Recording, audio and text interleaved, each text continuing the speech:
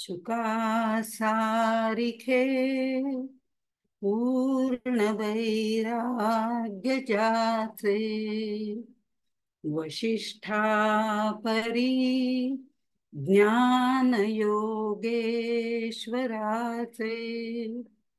कवी वाल्मिका सारिखा मान्य ऐसा नमस्कार माझा सद्गुरु रामदासा.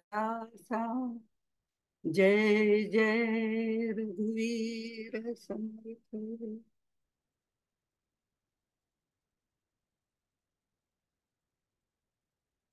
आपण नवविधा भक्ती बघतोय, म्हणजे दशक चौथा नवविधा भक्ती, त्यातली आज वंदन भक्ती आपण बघणार आहोत. वंदन भक्ती म्हणजे खरं म्हणजे वंदन म्हणजे साधं सोपं आहे, नमस्कार करणं अगदी सोपं आहे. दोन हात तिसरं मस्तक असं आपण म्हणतो, तसं पद्धतीने नमस्कार करणं म्हणजे वंदन करणं. पण तरी त्याला वंदन भक्ती असंही म्हटलेलं आहे. नमस्कार करणं म्हणजे काय? नम ह्या शब्दामध्ये नमन करणं हाही एक भाग आहे.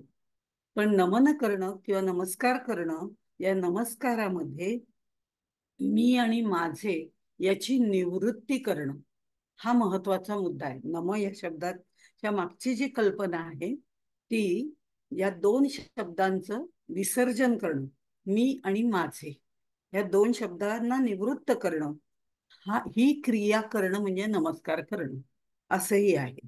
अत्यंत श्रेष्ठ दर्जाची आणि अतिशय सोपी, सहज घडणारी अशी ही म्हणजे वंदन भक्ती आहे. कसं आहे, आपण सहज कोणी भेटलो तरी एकमेकांना नमस्कार करतो ना. तर म्हणजे हे सहज घडणारी क्रिया आहे, असं काहीच त्याच्यामध्ये विशेष नाहीये. पण वंदन करणं वेगळं आणि वंदन भक्ती करणं वेगळं. भक्ती करताना मात्र, वंदन भक्ती करताना ही मी माझंच विसर्जन हे त्याच्यामध्ये अभिप्रेत आहे. आपलं नेहमी काय होतं की मी नेहमी मध्ये ठेवते. मी नमस्कार केला तिथे सुद्धा मी येतोच. म्हणजे मीला केंद्रस्थानी ठेवून मी माझे मला ह्या सगळ्या त्रिज्या आपण जर वाढवत गेलं तर अहंकाराचं वर्तुळ आपलं वाढत जातं.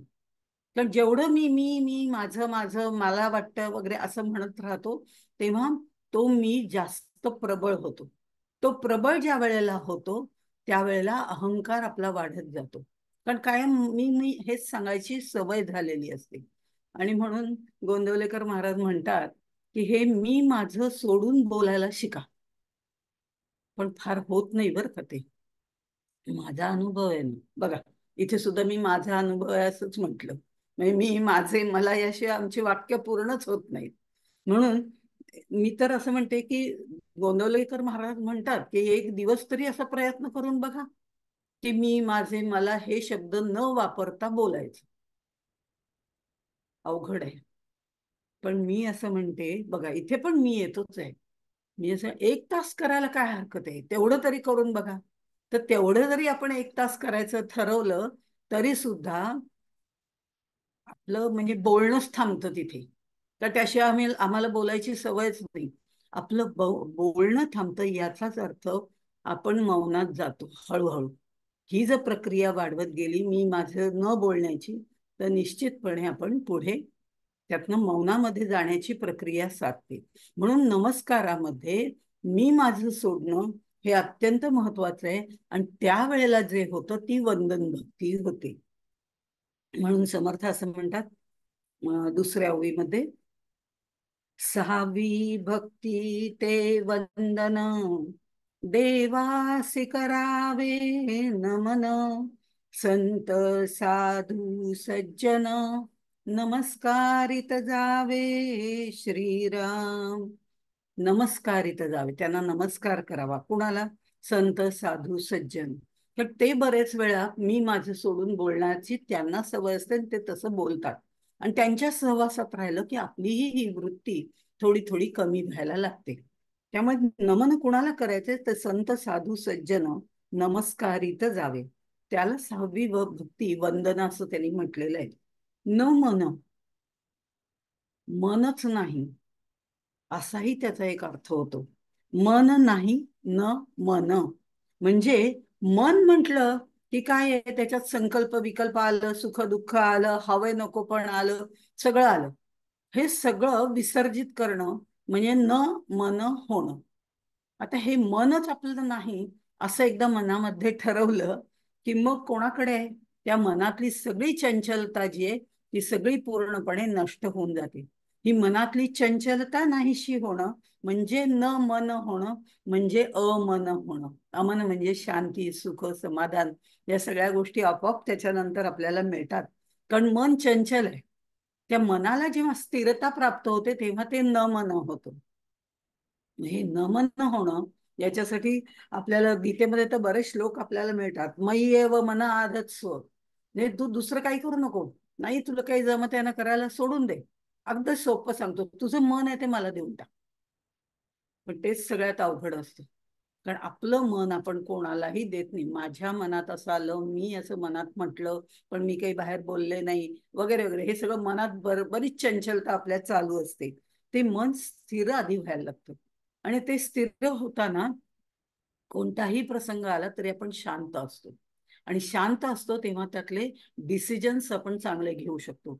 म्हणून आपण नेहमी म्हणतो की आधी मन चंचल असेल तर 5 मिनिटं शांत बसा, 2 मिनिटं शांत बसा, त्या मनाला शांत करा आणि मग विचार करायला सुरुवात करा.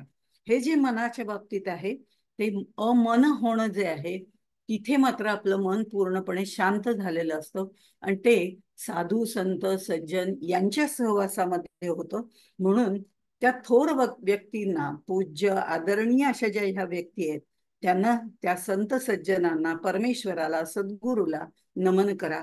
म्हणजेच ती नमन भक्ती किंवा वंदन भक्ती सुरुवात होते. ही फक्त सुरुवात होते. कारण या मनामध्ये जे मी म्हटलं की मन श्रेष्ठ आहे. मनच आपल्याला बंधन किंवा मोक्ष या दोनकडे घेऊन जातं. मन एव मनुष्याणाम कारणम बंध मोक्षयो असंही म्हटलेलं आहे.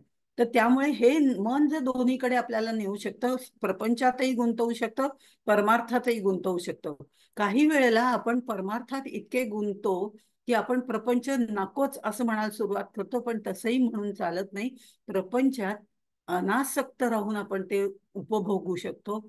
आणि प्रपंचाच्या नंतर जो परमार्थ महत्वाचा आहे तिथे सुद्धा फार आसक्ती न धरता निरासक्त होऊन आपण ते करू शकतो. कारण परमार्थात सुद्धा आसक्ती भयंकर आहे, तीही आपल्याला सोडावी लागते. पण हे दोन्ही जेव्हा सोडलं जातं आणि वंदन केलं जातं तेव्हा ती वंदन भक्ती होते. म्हणून ह्या संत सज्जन यांच्या सहवासामध्ये समर्थांनी इथे राहायला सांगितलेलं आहे. हे नमन होणं, नमन शब्दही अगदी साधा सोपा आहे. कानाने वेलांटी नाही, काही नाही. न म न, उलटा सुलटा त्याला कसंही फिरवा तो तसाच आहे. म्हणजे न म न म्हणा, नाही तर न म न म्हणा, उलटा आणि सुलटा कसंही म्हटलं तरी तोच आहे. हे न म न करणं जेव्हा जमतं, उलट सुलट कसेही प्रसंग येऊ ते स्थिर असतं, तसं जेव्हा होतं त्यावेळेला ती वंदन भक्ती होते, नमन भक्ती होते, नमस्कार भक्ती होते, काहीही आपण म्हणू शकतो त्याला. आणि म्हणून असे अनेक शब्द आहेत. नमन भक्ती ही सरस आहे असं म्हटलंय. सरस हा शब्द सुद्धा बघा ना, कसाही म्हणा तो तसाच आहे. उत्तम, उत्तमाकडे झुकणार आहे. सरस आहे, सरस आहे. उलट सुलट काहीही म्हटलं तरी तसंच होतं. असे अनेक शब्द आपल्याला वेगवेगळ्या पद्धतीने वापरता येतात. सहजच आठवलं म्हणून सांगते की आपण म्हणतो मी साक्षर आहे. त्या अक्षराला जाणणारं साक्षर वेगळं आणि आपण साक्षर आहे असं म्हणतो. पण ज्या वेळेला आम्हाला साक्षरतेमुळे अनेक ग्रंथ वाचायची आम्हाला सवय होते, वेगवेगळ्या ग्रंथात काय सांगितलंय हे आम्हाला जेव्हा कळायला लागतं त्यावेळेला आम्ही म्हणतो आता तर आम्ही त्या अक्षराच्या जवळ होऊन साक्षर झालोय. पण साक्षराचा अहंकार जेव्हा त्याच्यामध्ये निर्माण होतो, ग्रंथ वाचल्याचा अहंकार जेव्हा निर्माण होतो तेव्हा तो शब्द जर उलटा केला तर तो राक्षस होतो. साक्षर राक्षस असा तो शब्द उलटा होतो. पण ह्याच्याच विरुद्ध एखाद्या नर्तकीचं नृत्य पाहत असलो आणि त्याच्यामध्ये आपण मन तल्लीन होऊन जातं आणि आपण त्याचा आस्वाद वेगळ्या प्रकारे छानपणे घेत असतो, पण तरी सुद्धा तिथे वृत्ती चंचल होण्याची शक्यता असते. पण त्या नर्तकीचं जर आपण उलट केलं तर कीर्तन होतं. आणि कीर्तन ज्या वेळेला ऐकतो त्यावेळेला मात्र आपण निश्चितपणे एकरस होऊन जातो आणि त्या परमात्म्याचा अधिष्ठान आपल्यात ठेवतो. म्हणजे अशा अनेक अनेक गोष्टी आहेत, ज्या कला आहेत, चांगल्या चांगल्या कला आहेत, त्या कला जर भगवंताच्या दिशेने वळवल्या तर निश्चित आपल्याला त्याचा फायदा होतो. आणि हे सगळ्यामध्ये नमस्कार करणं म्हणजे त्याच्यामध्ये लीन होणं. दीन होणं नाहीये, लीन होणं. पण दैन्य पण भगवंताला आवडतं. कारण जेव्हा दैन्य येतं तेव्हाच आपण त्याची प्रार्थना करत असतो. त्यामुळे तो म्हणतो याला तर दैन्यच देऊया, म्हणजे मग हा इकडे येईल. असंही होऊ शकतं. मग मानसिक, शारीरिक किंवा कुठलंही ते आर्थिक असं असू शकतं. त्यामुळे हे दैन्य पण महत्वाचं आहे. पण आता इथे लीनता आहे, दीनता नाही. कारण भगवंताची भक्ती करायची आहे, नवविधा भक्तीच्या शिखरापर्यंत जायचंय. त्यामुळे ते महत्वाचं आहे. मग तापस, मुनी, पंडित या सगळ्यांना लीनतेने नमस्कार करा. मी माझं सोडून नमस्कार करा. नाही तर तिथे गेल्यावरही आपण आपलंच कौतुक सांगत बसतो की मला अमकं येतं, मी तमकं करते, मी हे वाचलंय, मी ते. अहो, त्यांनी एवढं वाचलेलं आहे, ते अक्षराच्या जवळ जाऊन पोहोचलेत. या तुझ्या साक्षरतेचा तिथं काही उपयोग नाही. हे महत्वाचं आहे. ते आपल्या लक्षातच येत नाही आणि तिथे गेल्यावर सुद्धा आपण आपलंच कौतुक, म्हणजे मी माझं सोडत नाही. हे मी माझंच विसर्जन आणि नंतर हा जो माझा म्हणून अहंकार आहे त्याचं विसर्जन, हे वंदन भक्तीमध्ये आपल्याला नतमस्तक झाल्यामुळे कळतं. आणि म्हणून समर्थ पुढे म्हणतात, भक्त, ज्ञानी आणि वितरागी, महानुभाव, तापसी, योगी, सत्पात्र देखुनिया वेगी, नमस्कार घालावे श्रीराम. म्हणजे भक्त आहेत, ज्ञानी आहेत, वितरागी आहेत, वैराग्याने परिपूर्ण आहेत, ज्यांचा राग द्वेष समत्व बुद्धीने वागणारे जे आहेत, असे सगळे जे महानुभाव आहेत, योगी आहेत, अशा सगळ्यांना सत्पात्र, पात्र म्हणजे शरीर, असं चांगलं शरीर बघून त्या शरीराला नाही, त्याच्या आतल्या गुणांना नमस्कार करायचा आहे. त्यामुळे शरीर नाही, शरीराच्या आत असलेले गुण जे आहेत, तर तो नमस्कार जो आहे तो त्या व्यक्तीला नाही, व्यक्तीला नमस्कार नसून त्याच्या अंतर्यामी जो परमेश्वर आहे त्या परमेश्वराला नमस्कार करायचा आहे.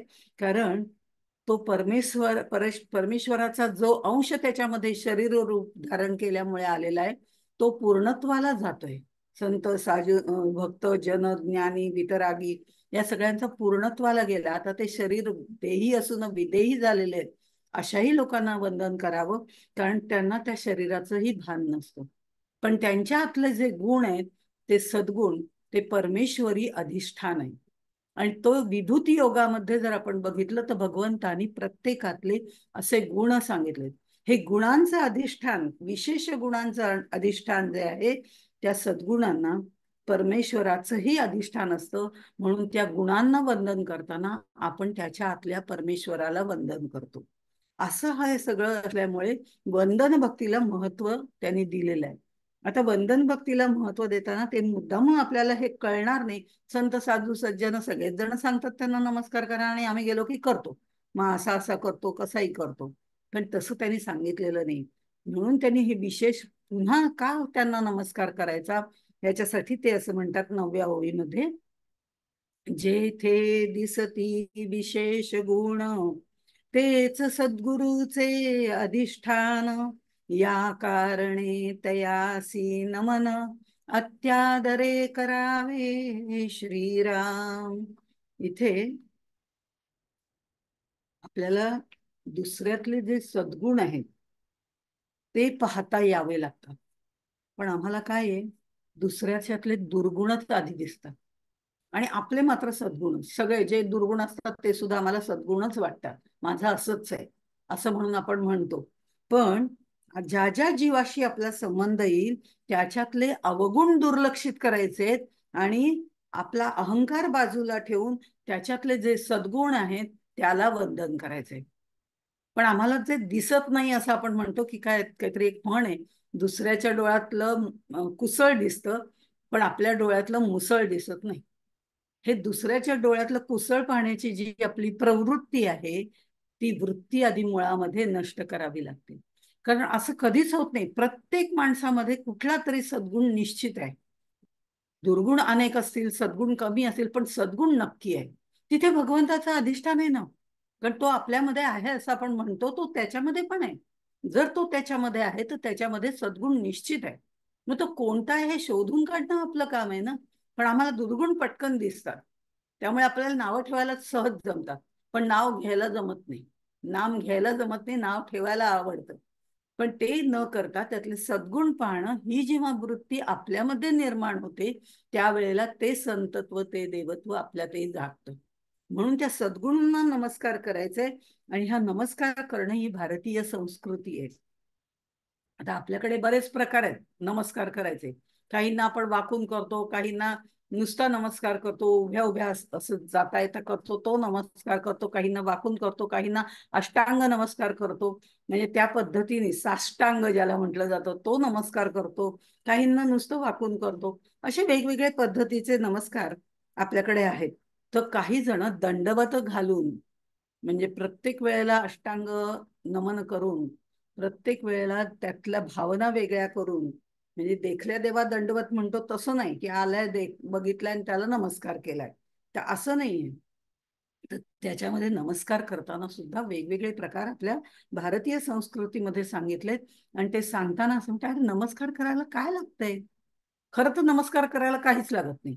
कोणी एखादी मोठी व्यक्ती आली, नमस्कार करावा. वयाने ज्येष्ठ असलेली व्यक्ती आली, नमस्कार करावा. कुठे बिघडलं? त्यात काही वाईट तर नक्कीच नाहीये, झालं तर चांगलंच होईल, नाही का? त्या व्यक्तीलाही बरं वाटणार आहे आपल्याला. आता थोडीशी ही नमस्कार संस्कृती हळूहळू कमीच व्हायला लागलेली आहे. म्हणजे कोणी घरी मोठा आलं त्याला नमस्कार करावा, अशी प्रक्रिया आता राहिलेली नाहीये फारशी. आणि मग हाय कसं आहे असं म्हणून छोटी लोक सुद्धा त्यांच्या बरोबर गप्पा मारा, हाय आजी कधी आली, असं वगैरे करून गप्पा मारायला सुद्धा ते तयार असतात. पण ही नमस्काराची संस्कृती जी आपल्याकडे आहे ना, ते महत्वाची काय आहे? ज्या वेळेला ती व्यक्ती नमस्कार करते, लहान असो मोठी असो कोणी असो, ती व्यक्ती जेव्हा नमस्कार करते आणि ज्याला नमस्कार करते त्याच्या मनामध्ये आनंद निर्माण होतो, कारण त्या दोन देवत्वांचा संबंध तिथे जोडला जातो. आणि त्यांनी आपोआपच त्याच्या तोंडातून कुठलीही वाईट गोष्ट आधी बाहेर पडत नाही. तर आधी छान होऊ दे, हा अगदी अष्टपुत्रा सौभाग्यवती भव, आता काही गरज नाहीये त्याची आशीर्वादाची, पण तरी सुद्धा छान होऊ दे, मनासारखं होऊ दे, असं काहीतरी आपण म्हणतो ना. म्हणजे काहीतरी शुभेच्छा व्यक्त करतो. हे शुभेच्छा व्यक्त होणं आणि ते दोन जीव जोडलं जाणं, ह्याला ही शक्ती त्या शक्तीमध्ये जाणं, अशी प्रक्रिया होते. संत सज्जनांच्या बाबतीत तर होतेच, त्याचा अनुभव आपण घेतो. पण साध्या साध्या छोट्या प्रसंगातनं सुद्धा होऊ शकतं, असं समर्थांनी सांगितलेलं आहे. त्यामुळे आपल्याकडे जे वेगवेगळे प्रकार आहेत नमस्काराचे, तर त्याच्यामध्ये 8 अंग वाकवून अष्टांग, तो अष्टांग म्हणून साष्टांग नमस्कार, जमिनीला डोकं टेकवून नमस्कार करणं, म्हणजे पूर्ण शरणांगती असं म्हटलं जातं. हे 8 अंग जी टेकवली जातात, त्यामध्ये कपाळ, नाक, हनुवटी, छाती, हाताचे तळवे, गुडघे, पायाची बोट आणि सगळ्यात शेवटी महत्वाचं म्हणजे मन. ह्या ही 8 अंग वाकवली जातात. आणि इथे ज्या वेळेला शरणागत भाव असतो, त्याच्यामध्ये टोटल सरेंडर ज्याला आपण म्हणतो, पूर्ण शरणागती, ती त्याच्यामध्ये घडत असते. आणि इथे समर्थ म्हणतात सगळ्यांनाच काही सगळे तसे नमस्कार करण्याची आवश्यकता नाही. तर कसं आहे, साष्टांग नमस्काराचा अधिकारू नाना प्रतिमा देव गुरु. हे नाना प्रतिमा देव आणि गुरु. साष्टांग नमस्काराचा अधिकारू नाना प्रतिमा देवगुरु. अन्यत्र नमनाचा विचारू अधिकारे करावा श्रीराम. साष्टांग नमस्कार मात्र या लोकांना घालायचे. पण बाकीचे जे नमस्कार करायचे ते त्यांच्या त्यांच्या म्हणजे अधिकाराप्रमाणे त्यांना नमस्कार करावेत. मग वाकून करायचे, उभ्या उभ्या करायचे, जाता जाता करायचे, ते आपण आपलं ठरवता येतं. आणि ते ठरवणंही गरजेचं आहे. पण हे सगळे नमस्कार मनापासून करायला जेव्हा आपण शिकतो, तेव्हा आपण खरं नमन भक्तीकडे किंवा वंदन भक्तीकडे झुकतो. ह्या वंदन भक्तीमुळे नक्की काय प्राप्त होतं? तर नमस्कारे लीनता घडे, नमस्कारे विकल्प मोडे, नमस्कारे सख्य घडे, नाना सत्पात्रांसी श्रीराम. चांगल्या लोकांना नमस्कार जरूर करावा, वाईटांना करू नये असं नाही. ते वाईट असले, आपल्याला आवडत नसले, पण त्यांच्यात सद्गुण आहेत हे लक्षात घेऊन आपल्याला त्यांनाही नमस्कार करायला आवश्यक आहे. नमस्कार जरूर करावा. नमस्काराने नुकसान नक्की काही होत नाही. वंदन भक्तीने नुकसान 100% काही होत नाही. होतं ते सगळं चांगलंच होतं. वंदन भक्तीमुळे एक प्रेम आहे, समाधान आहे, आधार आहे, ह्या सगळ्या गोष्टी मिळतात. नमस्कारे लीनताकडे ते तर आहेच, ही सुरुवात आहे. लीनतेची सुरुवात, कारण आधी आपल्याला दुसऱ्या कोणाला नमस्कार करायचा म्हणजे कमीपणा वाटतो. तो कमीपणा किंवा अहंकार तिथे कमी होतो. ती लीनता तिथे सुरुवात होते. नमस्कारे विकल्प मोडे. काही कारणामुळे समजा काही म्हणजे काही प्रसंगामुळे, काही कारणांमुळे, काही बोलण्या चालण्यामुळे जर काही त्यांच्या आपल्यामध्ये मतभेद झाले असतील, तर अशा व्यक्तीला नमस्कार केला तर आपोआपच त्याच्याकडनं थोडासा आपल्याला की बा जाऊ दे, सोडून देते आणि बाबा चुकलं माझं, पण मी नमस्कार करतो तुम्हाला, म्हणजे चुकलं हे जरी त्यांनी म्हटलं, अगदी म्हटलं नाही आणि नुसता केला आणि त्याच्याकडे त्या दृष्टीने बघितलं, तरी सुद्धा आपोआपच तिथे आपला संकल्प विकल्पापैकी जे विकल्प निर्माण झालेले असतात ते जातात आणि दृढ मैत्री होण्याची शक्यता पण असते. म्हणजे हे सुद्धा आहे. नमस्कार हे सख्य घडे असं त्यांनी सांगितलंय. पण नाना सत्पात्रांचे, चांगल्या लोकांना नमस्कार करणं केव्हाही श्रेष्ठ आहे. म्हणून वाईट लोकांना करू नये असं त्यांनी म्हटलेलं नाहीये. नमस्कारे दोष जाती, नमस्कारे अन्याय क्षमती.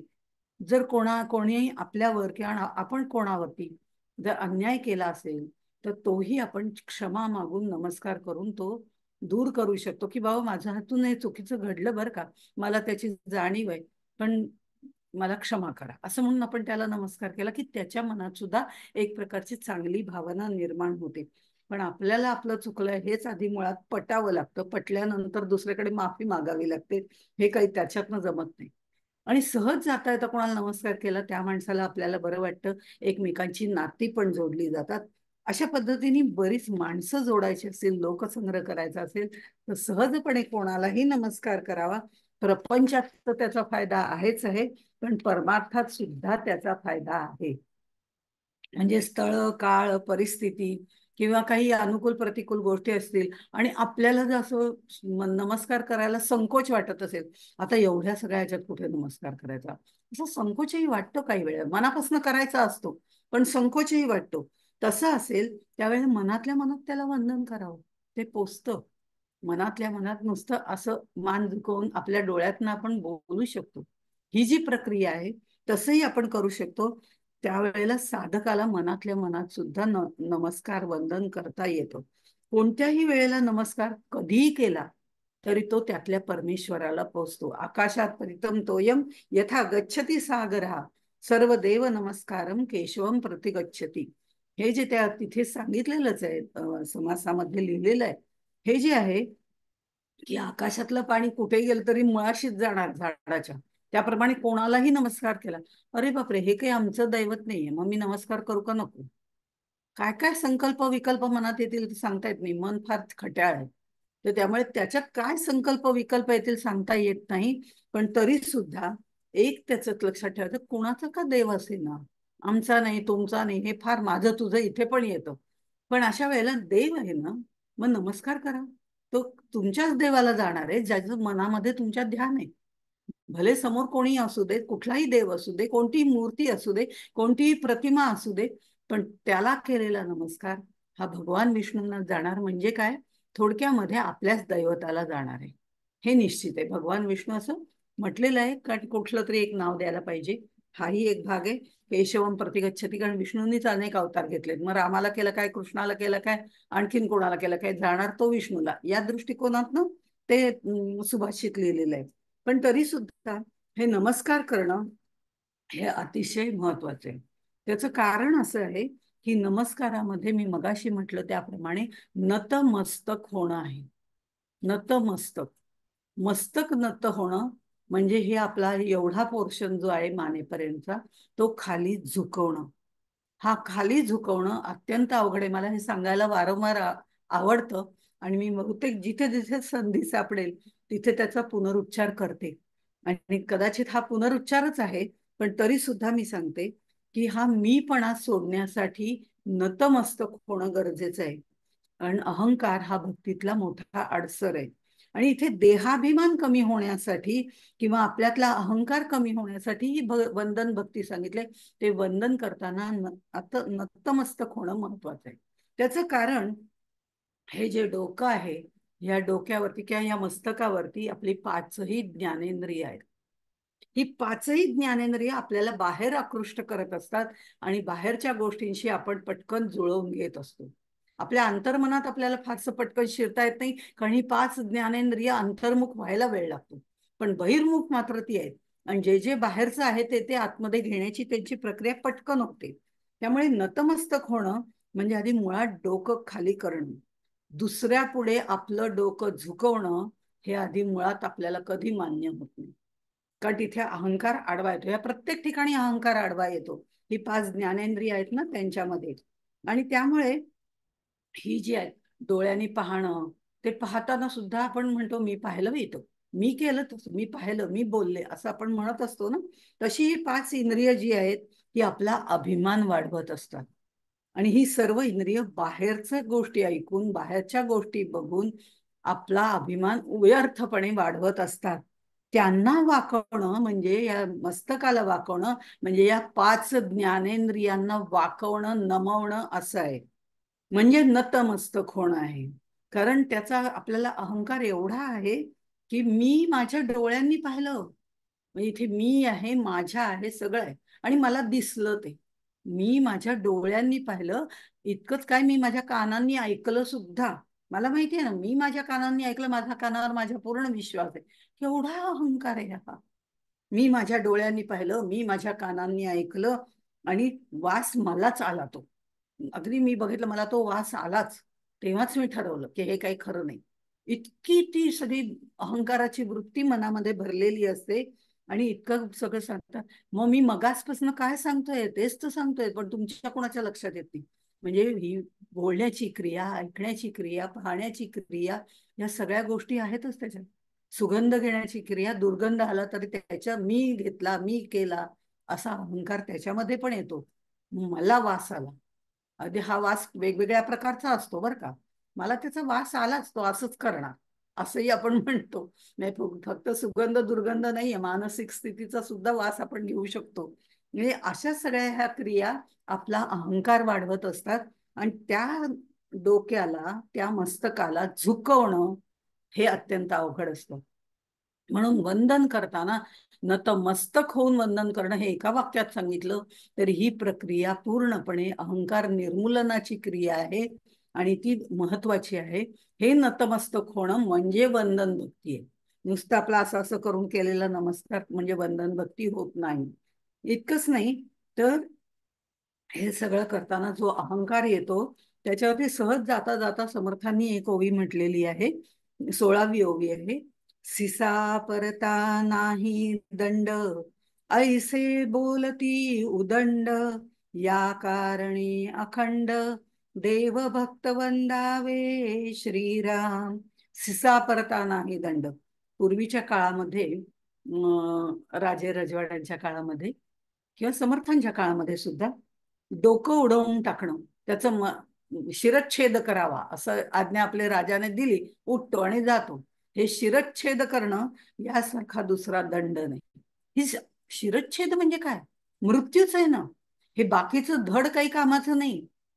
ज्या मानेवरती हे डोकं आहे ते महत्वाचं, म्हणून तर आपल्याला मान असतो.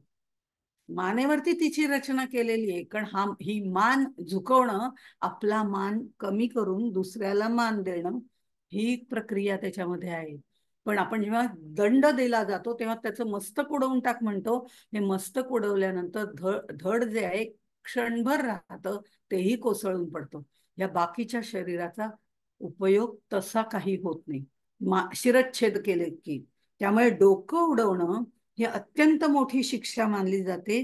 आणि इथे हे डोकं नतमस्तक करणं, नम्र होणं, झुकवणं हे महत्वाचं आहे. हा अहंकार नाहीसा करणं, त्याच्यासाठी वंदन भक्ती आहे. म्हणून शिसापरता नाही दंड, ऐसे बोलती उदंड, या कारणे अखंड देवभक्ती सेवा. मग ही शिक्षा होऊ नये म्हणून पण ही शिक्षा होऊ नये म्हणजे आपल्याला जी मानसिकरित्या आपली धारणा जी तयार करायची आहे भक्तीसाठी, हा नवविधा भक्तीचा समास आहे, त्याच्यात आलेली ही ओवी आहे. या दृष्टिकोनातनं जर विचार करायचं ठरवलं तर हा नतमस्तक होणं म्हणजे आपल्या अहंकाराचं निर्मूलन करणं आहे. मानसपूजेचं मागच्या वेळेला आपण बघितलं होतं. ते वेगवेगळ्या लोकांनी, बऱ्याच वेगवेगळ्या लोकांनी म्हणजे संत महंतांनी अशा मानसपूजा लिहिलेल्या आहेत. त्या मानसपूजेत मी मागच्या वेळी गोंदवलेकर महाराजांचा उल्लेख केला होता. तर त्या मानसपूजेमध्ये अभिमानाचा रत्न जडित मुकुट, अभिमानाचा रत्न जडित मुकुट, गर्वाचा तुरा चोखट, अहंकाराचा शिरपेच नीट, रामालागी अर्पियला. हे अर्पण करणं इतकं सोपं नाहीये. पण अभिमानाचा मुकुट, डोक्यावरती तो मुकुट चढला की अहंकार आणखीन वाढतो. तो मुकुटही अहंकाराचा तुला देऊन टाकला. गर्वाचा तुरा, त्याच्यावरती एक लावलेलं मोराचं पीस जसं असं तसा तुरा जो लावलेला आहे तोही, किंवा तो मोत्यांचा झुपका इथनं येतो काही वेळेला, तो जो आहे तो गर्व माझ्यातला आहे, तोही तुला अर्पून टाकलाय. आणि अहंकाराचा शिरपेच नीट रामा लागे अर्प्याला. असा हा अहंकार म्हणजे माणूस, अहंकार असलेला माणूस जो असतो, ज्ञानेश्वर माऊलींनी खूप छान उपमा दिलेली आहे की तो विंचू विंचू जसा नांगी वर करून चालतो ना, तसा हा अहंकारी माणूस नेहमी मान वर करूनच चाललेला असतो. कारण ती मान त्याला जपायची असते, त्या मानेवर असलेली इंद्रिय त्याचा अहंकार वाढवतात. ती मानच तो जपतो. म्हणून मान सन्मान झाला नाही की आपल्याला लगेच राग येतो. ही मान झुकवणं म्हणजे अहंकाराला तिलांजली देणं, हेही महत्वाचं आहे. आणि ह्या अशा मानसपूजेमधनं आपल्याला लक्षात येतं की हे नतमस्तक होणं किती महत्वाचं आहे. हे हे वरचं जे आपलं शिर आहे, किंवा हा जो चेहरा आहे, हा जो हे जे डोकं आहे, हे जर सगळं रामाला अर्पण करून टाकलं तर मग आपल्याकडे काही राहतच नाही. हे इंद्रियच मनामध्ये सगळं हे भरवून देत असतात ना, ते मन अमन व्हायला किती वेळ लागणार. म्हणून समर्थ असं सांगतात, वंदन भक्ती त्या दृष्टिकोनातनं महत्वाची आहे. सहज सोपी आहे, पण तरी ती इतकी सोपी नाही जितकी तुम्हाला वाटते तितकी. त्यामुळे नमस्कारास वेचावे न लगे, नमस्कार करावा. 22वी ओवी बघूया.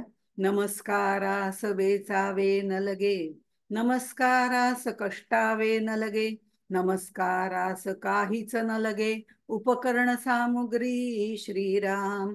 नमस्कारायसे नाही सोपे, नमस्कार करावा अनन्य रूपे, नाना साधनी साक्षेपे, कासया शिणावे श्रीराम.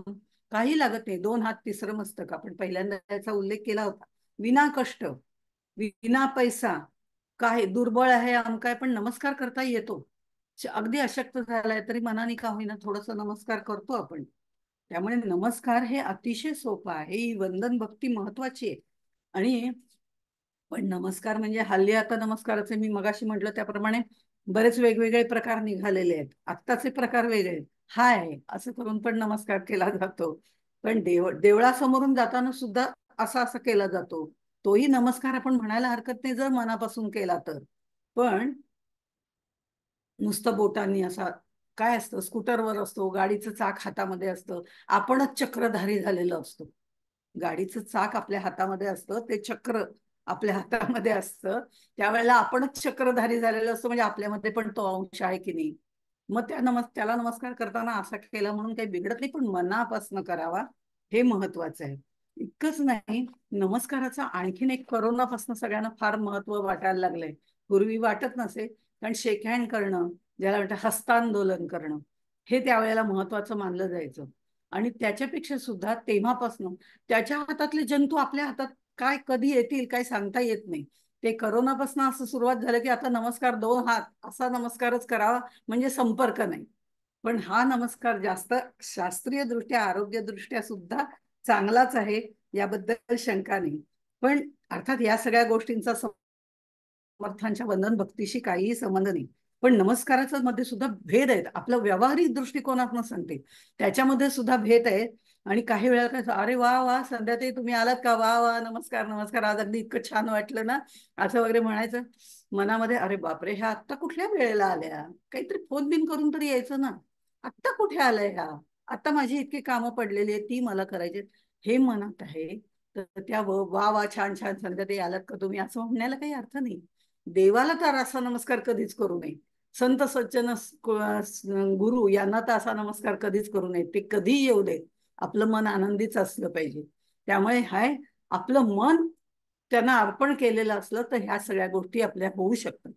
आणि त्यामुळे ते नमस्कार करणं ही नम्रता जी आहे, मला सांगण्याचा उद्देश त्याच्या मागचा असा नाहीये.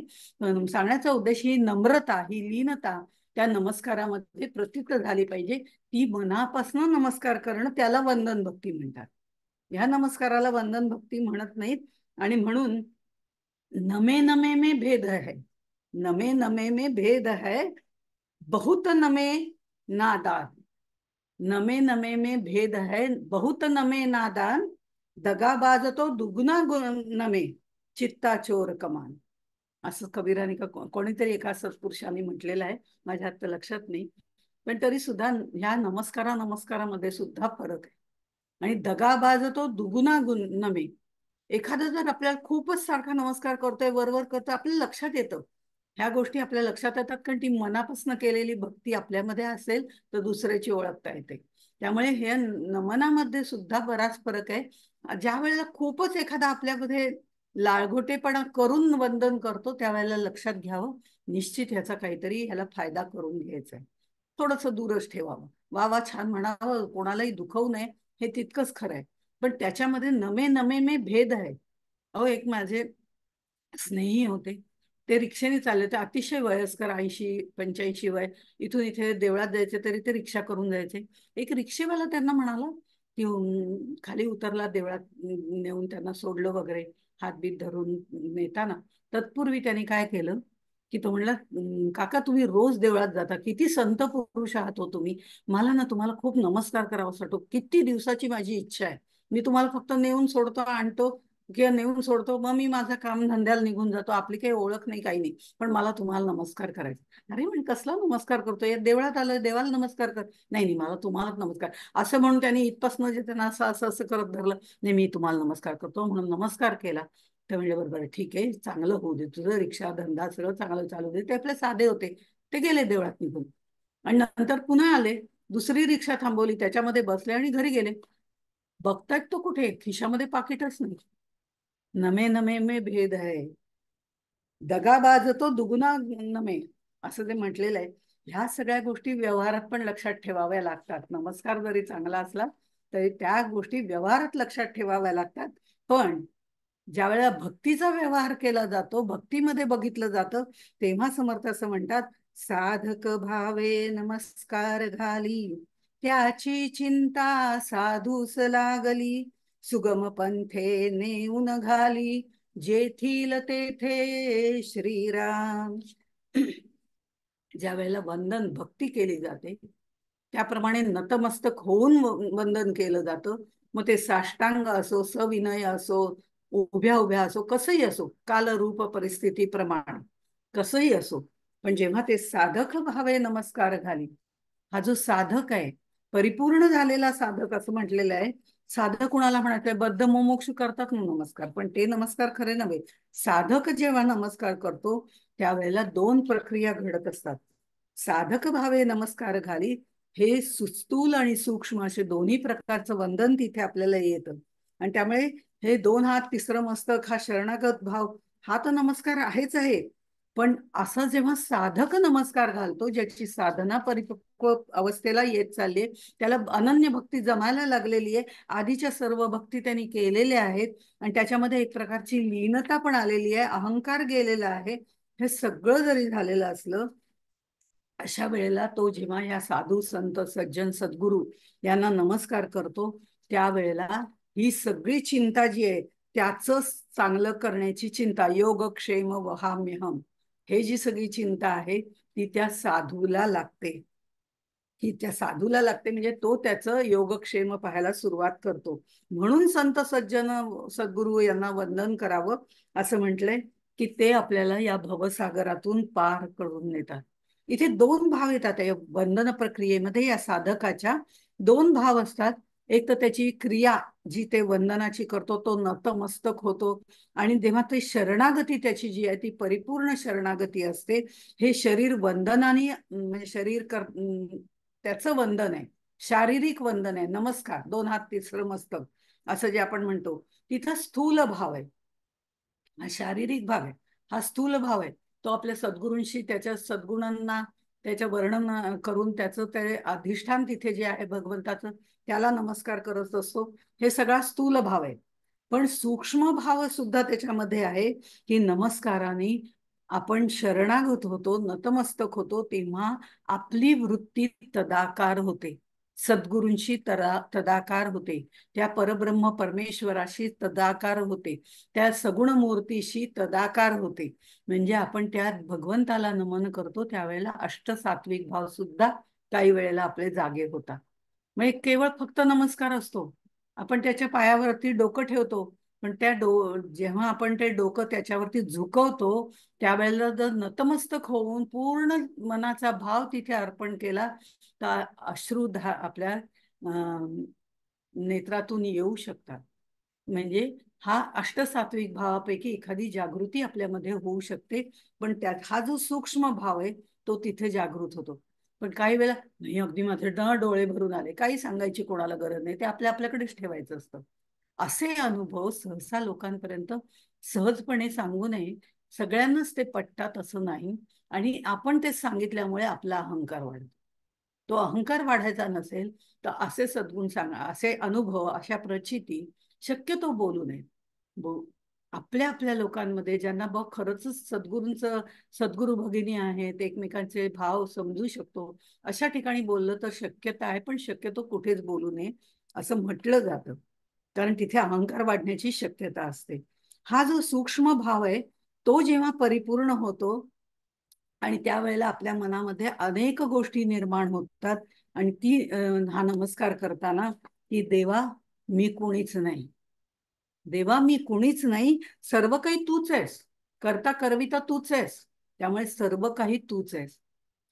देवा माझं काहीच नाही, माझं काही नाही, सर्व काही आहे ते तुझंच आहे. पत्र पुष्प फल तोय, तुझी पूजा मी केली म्हणजे काय, तुझं तू दिलेलं आहे तीच पूजा मी केलेली आहे. अर्चन भक्तीत आपण बघितलं. म्हणजे देवा मी कोणी नाही, सर्व काही तूच आहे, याच्यामध्ये न अन्य ही अनन्य भक्ती तिथे निर्माण होते. देवा माझं काहीच नाही, सर्व काही तुझंच आहे, हे म्हणण्यामध्ये अलिप्तता निर्माण होते. तुझंच आहे, तुलाच दिलं, माझा काय मोठेपणा आहे, माझं काहीच नाही, हे अलिप्तपणा तिथे निर्माण होतो. आणि देवा मला काहीही नको, देवा मला काहीही नको, जे देशील ती तुझी इच्छा असेल, तुझ्या इच्छा, यथा इच्छसे तथा करू, असं जरी असलं ती तुझी इच्छा आहे, तू करशील ते मला मान्य आहे. कारण भगवंत ज्या वेळेला करतो त्यावेळेला त्याच्यात त्याचा स्वार्थ नसतो, तो आपल्यासाठी करत असतो, जर आपण त्याचे अनन्य भक्त असू तर.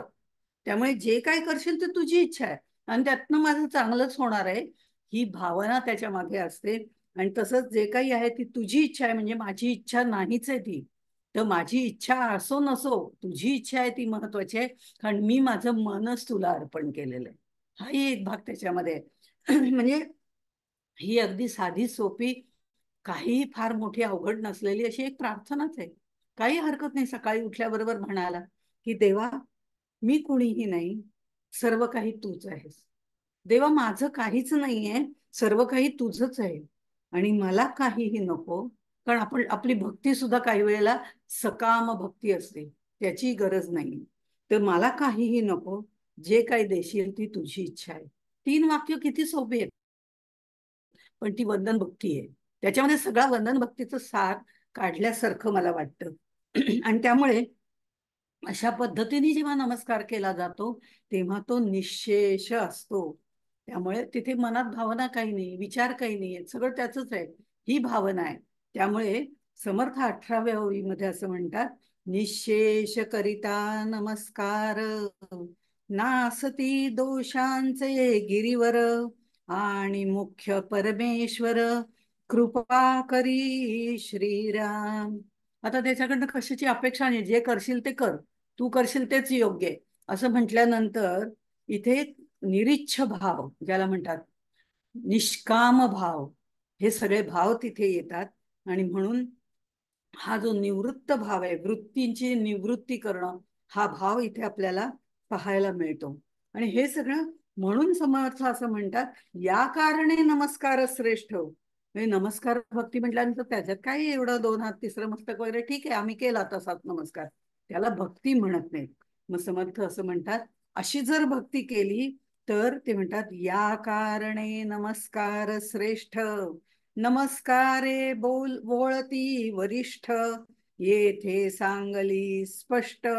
सहावी भक्ती ही श्रीराम. इथे ही सहावी भक्ती या दृष्टिकोनातून सांगितलेली आहे, आणि ती महत्वाची आहे.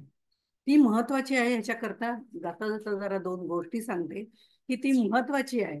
आपण पंढरपूरला जातो, नमस्कार करतो, दोन हात तिसरं मस्तक अगदी मनापासून केला, सगळ्या गोष्टी झाल्या, आणि त्यावेळेला विठ्ठल रुक्माई समोर उभी आहे हो. आणि विठ्ठल रुक्माई उभी आहे, आणि रुक्मिणी प्रत्येक जण येतोय डोकं टेकतोय पुढे जातोय, प्रत्येक जण येतोय डोकं टेकतोय पुढे जातोय, नमस्कार करतोय, आणि विठ्ठल मात्र काही बघायला खाली तयार नाही. विठ्ठल आपला असा असा असा असा बघतोय, वरती वरती वरती नजर तिकडे लांब लांब कुठेतरी नजर टाकतोय. काय करेल? रुक्मिणी म्हणते, अहो काय चाललंय तुमचं? म्हणजे आपली कल्पना सांगते, हे काही खरं नव्हे पण कल्पना. रुक्मिणी म्हणते, अहो काय चाललंय तुमचं? हे जे तुम्ही करताय, लोक बघा खाली तुमचं पायावर डोकं ठेवतायत, नमस्कार करतायत, आणि तुम्ही तिकडे कुठे बघताय? त्यांच्याकडे बघा ना, त्यांना बरं वाटेल. तेव्हा ते म्हणतात, नाही ग, बरेच लोक आहेत अहो म्हणे, बरेच लोक आले म्हणून तुम्हाला आषाढी एकादशी एवढी लोक येतात आणि तुम्हाला त्याची किंमत नाही. नाही नाही, तसं नाहीये म्हणे. रुक्मिणीला ते म्हणतात, अगं हे सगळे जण येत आहेत, नमस्कार करतायत, नाही काहीतरी माझ्याकडे मागतातच आहेत. मुलीचं लग्न होऊ दे, अमक्याचं तमकं होऊ दे, मग जावयाला प्रमोशन मिळू दे, नाही तर मुलाचं कसं छान घराण्याशी योग जुळू दे. असं ही सगळी हे सगळं आपलंच मागत राहिले. जो येतोय तो नमस्कार करतोय आणि काहीतरी मागतोय.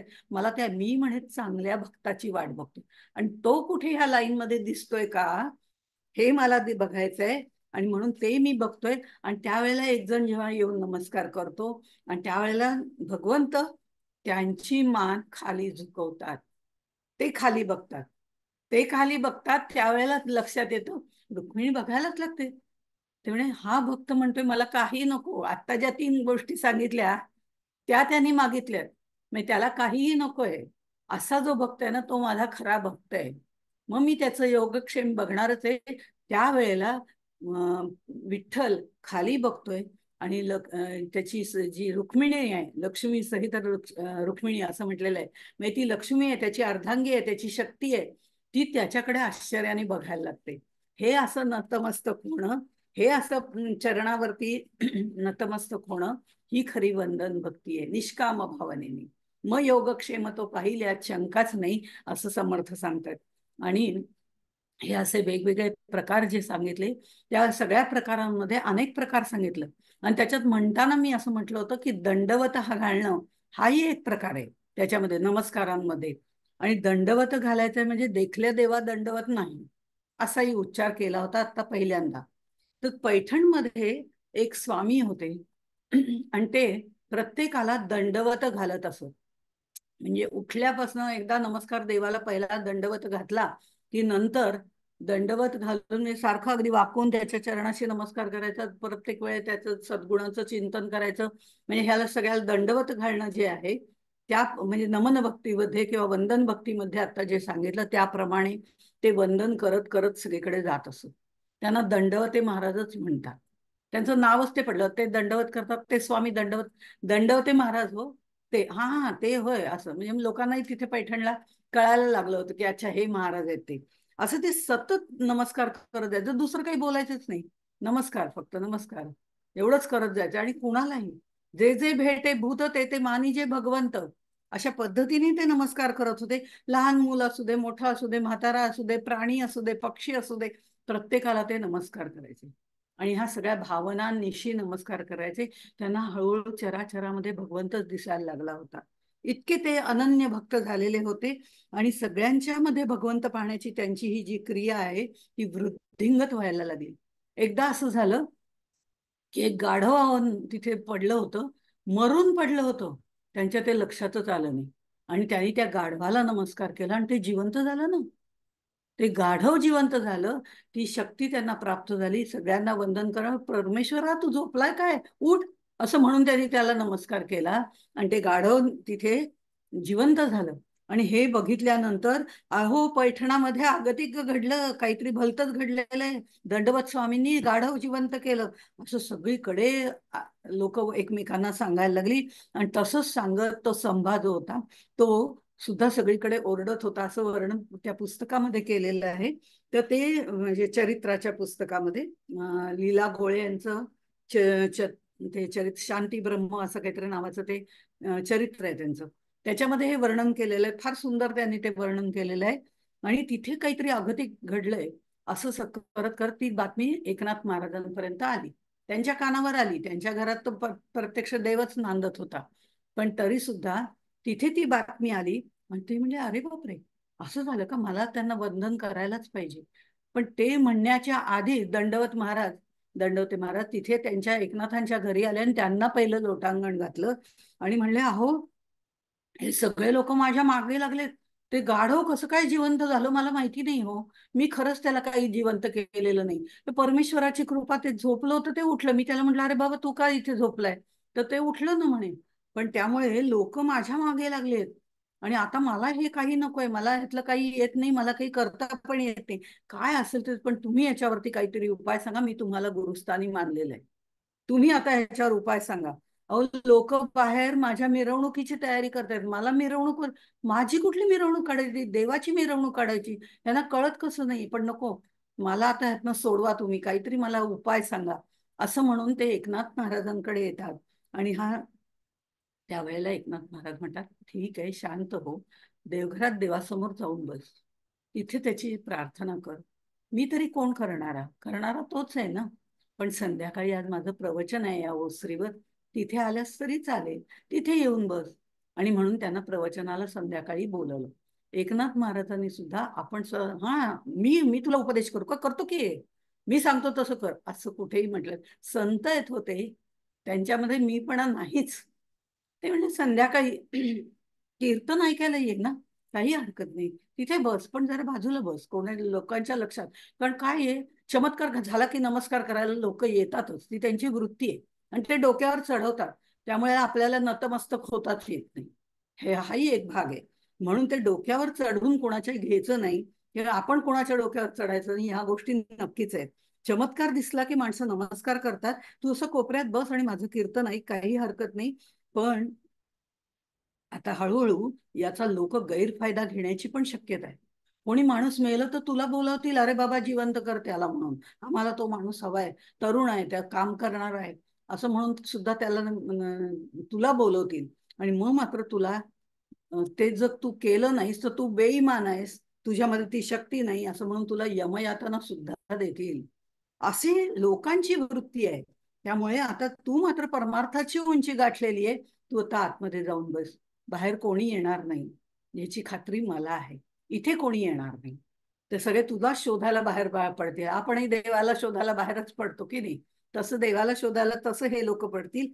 आणि मग संध्याकाळी जेव्हा कीर्तन सुरू झालं, त्यावेळेला एकनाथ महाराज म्हणाले, याची देही याची डोळा, त्यांनी अभंग घेतला होता, याची देही याची डोळा, भोगीजे मुक्तीचा सोहळा, ऐसा कोणी एक विरळा, तोची जिवाळा स्वरूपाचा, असं म्हणून त्यांनी संजीवन समाधीचं वर्णन करायला सुरुवात केली. अर्थात दंडवते महाराजांना जो बोध मिळायचा तो बोध त्यांनी घेतला, की आता आपल्याला समाधी घेण्याशिवाय दुसरी कुठलीही प्रक्रिया करता येणार नाही, कारण लोक आता आपल्या मागे लागले. आणि त्यांनी समाधीचा निर्णय घेतला. दोघंही पहाटे उठले, एकनाथ महाराज आणि दंडवत स्वामी दोघंही उठले. आणि दोघांनी गोदावरीवरती जाऊन स्नान वगैरे केलं. आणि त्याच वेळेला तिथे असणारे जे उद्धव आणि गावबा एकनाथांकडे जे होते, त्यांनी रात्री जाऊन पूर्ण तिथे तो जमिनीमध्ये जो खड्डा करतात योग्य पद्धतीचा, त्याच्यावर फुलं वगैरे वाहून त्याचं आसन तयार करतात, या सगळ्या गोष्टी त्या दोघांनी तयार करून ठेवल्या होत्या. उद्धव म्हणजे उद्धव स्वामी नव्हे, ते समर्थांच्या काळातले. उद्धव हा एकनाथ पत्नी त्यांच्या माहेरून आणलेला एक नोकर होता. नोकर असला तर तो देवत्वालाच पावलेला होता, कारण गावबा काय आणि तो काय, दोघं त्यांच्याकडे राहून त्यांची सेवा करणारे होते. आणि सेवाभाव, दास्यभाव ते आपल्याला येणारच आहे, त्याच्यासारखी दुसरी शक्ती नाही. त्यामुळे तसं करणारे होते, म्हणजे त्यांना आपण नोकर किंवा हाताखालचे गडी असं म्हणता येत नाही. माहेरून त्यांनी त्याला आणलेला होता, तो उद्धव आहे. उद्धव आणि गावबानी ही सगळी तयारी केलेली आहे. आणि नंतर त्या विवरामध्ये, विवर म्हणतात त्याला, खड्डा वगैरे असं म्हणत नाही, विवर म्हणतात, त्या विवरामध्ये उदबत्ती वगैरे लावून ठेवली. आणि मग त्या दंडवत स्वामींना घेऊन एकनाथ महाराज तिथे आले आणि त्यांनी त्या पुष्प आसनावरती त्यांना बसवलं. त्यांनी प्राणाचा निरोध वगैरे केला. समाधीचं जे वर्णन आहे तसं सगळं वर्णन आपण बघितलं तर त्यावेळेला स्वामींना एकनाथ महाराजांनी, म्हणजे आधी स्वामींनी एकनाथ महाराजांना नमस्कार केला की बा तुम्ही माझ्या गुरुस्थानी आहात आणि तुम्ही परब्रह्म स्वरूपात, म्हणून नमस्कार केला, दंडवत घातलं आणि ते आतमध्ये गेले. आतमध्ये गेल्यानंतर एकनाथ महाराजांनी जनार्दन स्वामींचं, म्हणजे त्यांच्या गुरूंचं स्मरण केलं. किती म्हणजे लीनता आहे बघा. त्यांचा निरोप जनार्दन स्वामींकडे नेला, सगळे एकच आहे, साधू दिसती वेगळा आले परी स्वरूपी मिळाले, असं जे म्हटलं जातं ते. आणि तसं पद्धतीने नमन करून त्यांनी त्याच्यावरती, त्या विवरावरती झाकण टाकलं. साधक भावे नमस्कार घाली, त्याची चिंता साधूस लागली, सुगम पंथे नेऊन घाली जेथीच्या तेथे. अशा पद्धतीने ही वंदन भक्ती आपण बघितली. ही वंदन भक्ती दिसायला वरवर सोपी असली तरी इतकी सोपी नाही. त्याच्या मागे भक्ती, वंदन करणं सोपं आहे, पण वंदन भक्ती करणं दिसायला सोपी असली तरी ती अवघड आहे. आणि ती आपल्याला सातत्याने वंदन करून लोकांमध्ये त्या भावनेने बघून, जे जे भेटे भूत ते ते मानी जे भगवंत, या पद्धतीने पाहून आपल्याला ते वंदन करून तशा पद्धतीने करता येते. त्याला फारसं काही लागत नाही, 2 हात तिसरं मस्तक असं जे म्हटलं जातं. पण भाव मात्र आपला आपणच निर्माण करायचा असतो, तो दुसरा कोणी करू शकत नाही. त्यामुळे बद्ध मुमुक्ष वगैरे नाही, साधक हे करू शकतो. त्या साधकत्वापर्यंत जाण्यासाठी आपल्याला आधी साधन चतुष्टय करावं लागतं. आणि ते साधन चतुष्टयामधलं जे षट संपत्ती आहेत त्या आपल्याला या नवविधा भक्तीमधनं मिळतात. हे आपण वारंवार बघितलं. शम दम त्यातली जी तितिक्षा आहे, ती तितिक्षा आपल्याला या वंदन भक्तीमधून मिळते. आणि तितिक्षा म्हणजे जी जशी परिस्थिती असेल ती सहजपणे सहन करणं आणि आनंदाने. काय मी सहन करते केव्हापासून, पण कोणाच्या असलं रडगाणं गाऊन नाही. तर ती तितिक्षा म्हणजे एखादी गोष्ट सहन करणं. आणि हा, ही परमेश्वराची इच्छा आहे म्हणून तसं झालं. अपमान झाला का कुठे? परमेश्वराची इच्छा. माझा गर्व वाढला असेल तेव्हा एखाद्याने अपमान केला तर परमेश्वराने मला जागेवर आणून ठेवलं, ही बरोबर भावना आपल्या मनामध्ये त्या क्षणी आली पाहिजे. ही तितिक्षा आहे. आनंदाने प्रत्येक गोष्ट चांगली वाईट असेल ती सहन करणं. मग तो आनंद असला तरी हुरळून जायचं नाही, माझ्यामुळे झालं, अजिबात नाही. ही भगवंताची इच्छा होती की हा आनंद त्यांनी मला द्यायचा होता, कारण करणारा तो आहे. ही प्रार्थना जी आहे त्याच्या मागचा हेतू तो आहे. कारण जे काय करशील ते मला मान्य आहे, ती तुझी इच्छा.